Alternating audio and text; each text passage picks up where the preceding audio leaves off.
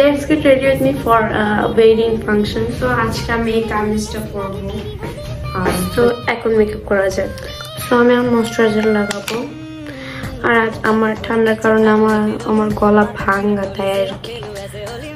তো আরো ছিল কথাই বলার মতো অবস্থা ছিল না, বাট এখন আছে মোটামুটি। এখন ফাউন্ডেশন লাগাবো।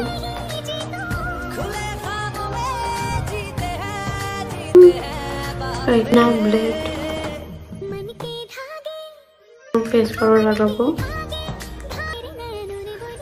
আমি আমার আই মেকআপটা করে আসছি, এখন আমি শুধু ব্লাশটা লাগাবো আর লিপস্টিকটা লাগাবো।